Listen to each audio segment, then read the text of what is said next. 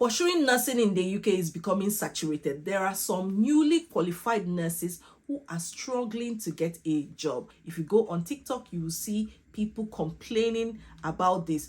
Anyway, I've got your back. In this video, I'm going to share with you 6 other occupations you can pursue and land a visa sponsorship job once you complete your studies. Remember that this video is for students, people who want to go on the skilled worker visa. Maybe if you're a post-study work visa holder, then watch this video till the end. You will learn a lot of things from this. You can do all of these while you are on your post-study work visa or maybe on a skilled worker visa. Remember, as a skilled worker visa holder, you can actually study while you pursue that visa route. Some people pursue event management, international business relations, public health. Once you complete your studies, what next? You can't even land a visa sponsorship job. And with the way things are happening in the UK, they want to increase ILR pathway to 10 years, from 5 years to 10 years.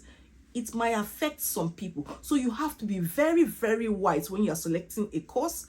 You have to be very wise when you are spending time on a skilled worker visa so that you can switch from a care visa or care worker route to a higher income. That is the target, guys, so that you don't get caught up with anything they want to plan in the future. That's why I'm making this video. I'm also making this video for those people who want to stay in the healthcare pathway. They want to get a health and care visa because it has some in-demand occupations, and even if they want to change some of the laws, they might be a bit lenient on people in this particular visa. I feel this is so because they won't want the NHS to crash. If you're meeting me for the first time, my name is Cynthia. I share information that will help you transition abroad to be as smooth as possible. I share information about settling, working, or studying in the UK. If you're interested in any of these, please subscribe to this channel and turn on your notification bell so that each time I drop a new video, you'll be amongst the first people to see that video.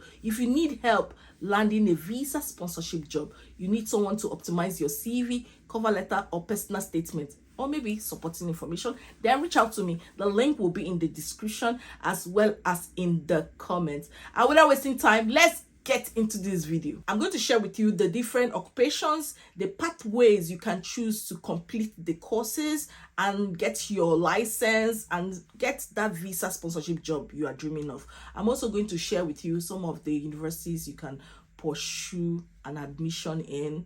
There are some courses that the people who are British or who have ILR do not want to do, and they still pay higher, better than care, and they're under the health and care visa pathway. I'm also going to start with nursing because yes, it's getting saturated. It doesn't mean that people are not getting jobs under nursing. Now with nursing, you can actually choose different pathways. You can always go for BSc nursing. That is for 3 years. It's very difficult because sometimes you have to spend a lot of money and you might struggle to combine that with your skilled worker visa. So many people don't choose that option. The option people choose is to go into the NHS. When they get into the NHS, they spend up to 3 years in the UK and then apply for nursing apprenticeships. Now, let me let you know that sometimes they can give you visa sponsorship as a nursing apprentice, but it's not common. It's rare. Just keep your eyes open for such an opportunity. Another thing is pre-registration nursing, and pre-registration nursing can be offered by all these universities on the screen. You can easily complete 2 years, but it is an intense study and I don't know how to explain it. Some people might not be able to combine that with their skilled worker visa. Remember that while you're on a skilled worker visa, you're meant to make sure that you complete it full time. You don't allow the time you spend on your studies or your 20 hours a week job to affect your main visa, the visa that sponsored you. So that is something you need to calculate and consider. You can decide to go part-time if you feel it is something that is suitable for you. I know that dental nurse was something that people were exploring. 11 months registered with the GDC then you become a dental nurse, and they pay above 30k. It was something that actually benefited a lot of people, but right now they have removed dental nurse from the skilled worker visa list, so you can no longer get a visa sponsorship as a dental nurse, but you can encourage your dependent to pursue that. The 6 other occupations I'm going to share with you have some things in common. You can get a license. So once you complete your studies, you get the license to practice. And once you get that license to practice, you can actually get a visa sponsorship job with the NHS, sports centers or clubs. If you go on UK tier sponsors, you will even see Arsenal, Manchester clubs. These clubs have the license to sponsor, so you can work with them. Another thing is that you can actually have your private practice, guys. That is, if you want to do this self-sponsorship, you can explore that pathway. You can also get employed with private hospitals, health centers, research labs, universities. There are a whole lot of opportunities out there for you once you get your license. There are 3 major pathways you can choose to get into these professions. The first one is your bachelor's honors, and some of the things you might need include A-level, your GCSE, maybe WAEC equivalent. You can do your UK MRIC for that. English language requirements, make sure you meet up with their demands. And there's what they call level 3 qualification. That's access to higher education in health and social care. That is a long and brutal pathway. If you are someone who has a master's, you can choose to pursue pre-registration masters with these, and there are part-time and full-time options for you to choose. I know whatever I share here might not be for everybody. I know that some people are waiting for this information to explore because they want to increase their income. They don't see themselves staying in the care worker pathway for the rest of their lives. That's why I'm sharing this. Another pathway is if you already have that degree sorted, you are someone who practices these occupations in your home country. So if you are someone who is a professional and you just want to translate your profession into this one, then you can get some of the licenses like the HCPC. Once you get that registration sorted, you can now start practicing or get a visa sponsorship job. Now, the first one I'm going to mention here is the occupational therapist. As an occupational therapist, you are helping people who have challenges with injury, diseases, or maybe disabilities. You are helping them with their day-to-day lives. And guess what? You are helping them to live independently. It's a regulated healthcare profession that you can explore. There are jobs with the NHS and private practice. There are opportunities everywhere. So something you should consider. Get this sorted, get your HCPC registration sorted, and you can start practicing. The next one on my list is radiographers. Yeah, this is divided into 2: diagnostic radiographer and the therapeutic radiographers. Now, the diagnostic radiographer, as the name implies, it means that you are diagnosing people of illnesses, and it means everything from the CT scan, MRI, you know how to operate it. One thing you have to understand is that it's different from the therapeutic one, because the therapeutic one is for people who want to treat cancer, using radiation to treat cancer. It depends on what you're interested in. Explore these 2 options, choose the one that is best for you. There are apprenticeships. Yes, they exist. You are trained and you are being paid at the same time, guys. At the same time. They are not common, but they do exist, and sometimes they give visa sponsorship for this. It is very rare. Just keep your radar open. Check the websites for this under the NHS. There are some NHS trusts that would be willing to do that, and there are a few private ones that are willing to train you under the apprenticeship for this. So you have the pre-registration route. You can choose that option and you get registered and licensed. You can pursue diagnostic radiography in King's College London, and you can pursue therapeutic radiography in University of Liverpool. I'm talking about the master's pre-registration. 2 years, you are done, get your license, you get a job. Next on my list is podiatrist. You're going to be treating and diagnosing people with different conditions on their feet, ankles, and lower limbs. Now, you're going to be treating people who have sports related injuries and people who have surgeries. Now, for this option, I like it because you can have your independent practice. You can work with the NHS, you can work with private clinics, you can work with sports centers. Another thing you have to understand is that there are opportunities if you want to pursue a BSc. These are the options on the screen. You can check out their website and apply for courses under this.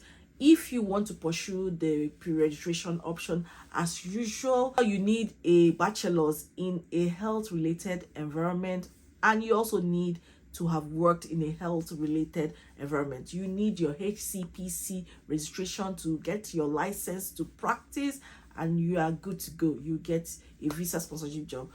Please note that you need to choose HCPC approved degrees. Do not just choose any university just like that.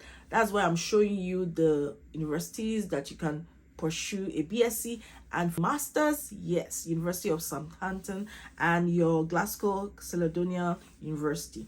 Now, the next on my list is no other one than speech and language therapy, guys. You're going to be treating and diagnosing people who have challenges with their speech. I'm talking about children with disabilities and some people who just have developmental delay. You can also help adults who have one challenge or the other and struggle to talk after a surgery or whatever situation they might have been facing. You would help them to get on with their day-to-day lives of communicating and having that social interaction.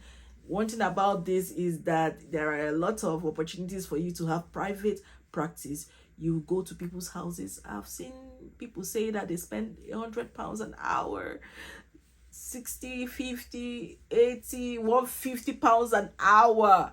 Yes, to get a speech therapist to come into their house and take care of their kids. So this is just one opportunity you can explore. The same opportunities that you have for occupational therapies that you have for this BSc pre-registration, that's masters.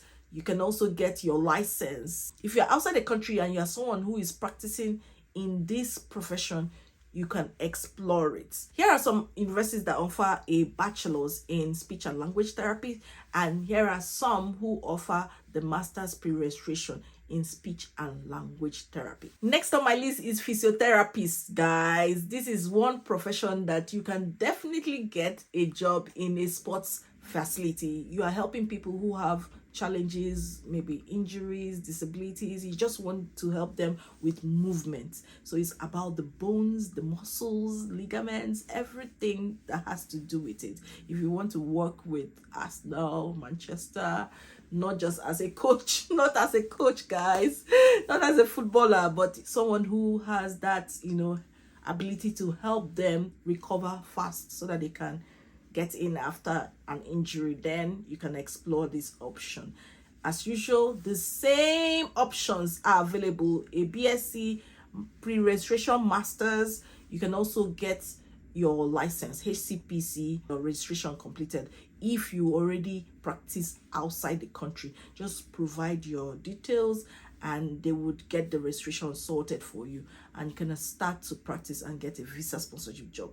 And finally, the last one is social worker. Yes, to become a social worker, you don't need to be registered with the HCPC. It's different. It's Social Work England that will regulate this particular profession. Now, with this, it's quite different because you are going to be supporting children, families, and vulnerable adults to improve well-being and protect them from harm and promote independence. So you're going to be working with child protection and family support, mental health, adult social care, youth offending, and community work. This is just one profession that you can explore if you are someone who likes to interact with people to help them get better. There is masters, they call it MA, they call it BA, Bachelor's of Arts in Social Work, And for masters, it's Masters of Art in Social Work, not BSc. So they don't call it pre-registration social work. They don't call it that. It's quite different. But this is something that many people have been going into. Once they complete it, they get their registration sorted with the Social Work England and they start practicing. You will get a job when you pursue any of these options. What do you think? These are the 6 occupations that are hot occupations on my list. Africa's rich history is filled with stories of powerful kings and queens, like Queen Amina of Zazzau, the fearless warrior queen, King Mansa Musa of Mali, the wise and just ruler, Queen Nzinga of Angola, King Shaka Zulu, and many other notable African rulers. Join us on a journey through the lives of Africa's most legendary kings and queens. In African Kings and Queens, discover the fascinating stories of these iconic leaders. Get your copy now on Amazon Kindle. Grab your copy now.